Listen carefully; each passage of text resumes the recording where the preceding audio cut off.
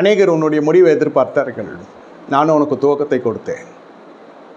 இது அதிர்ச்சியாக இருக்கிறது அநேகருக்கு. உனக்கு இது ஆச்சரியமாக இருக்கிறது. உனக்கு முன்பு நகை போட்டிருக்கிற ஜனங்கள் உன் புற முதுகிலே போய் பேசுகிறவர்களாக இருக்கிறார்கள்.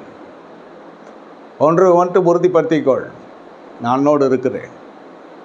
இந்த துன்பத்தின் நாட்கள் நான் உன்னோடு இருக்கிறேன். உனக்கு நான் அலுவலிக்கிற இன்பத்தின் நாட்களோடு நான் இருக்கிறேன்.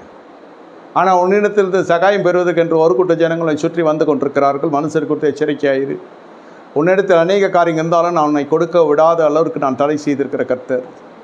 தகுதியற்ற ஜனங்களுக்கு நீ இரக்கம் பாராட்ட வேண்டிய அவசியம் இல்லை.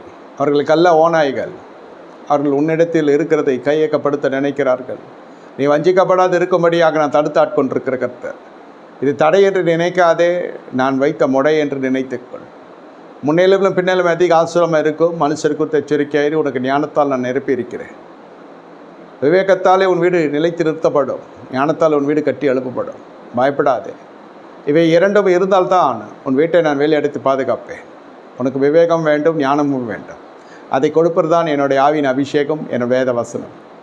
வெறுமையாய் நான் வேலையடைத்து பாதுகாப்பேன் என்று நினையாதே. உன்னிடத்தில் நான் எதிர்பார்க்கிற காரியம் விவேகமும் ஞானமும் உன்னிடத்தில் இருக்க வேண்டும். அது வேத வசனத்து மூலம் உனக்கு கட்டளையிட்டிருக்கிறேன் என்று கர்த்தர் சொல்லுகிறார்.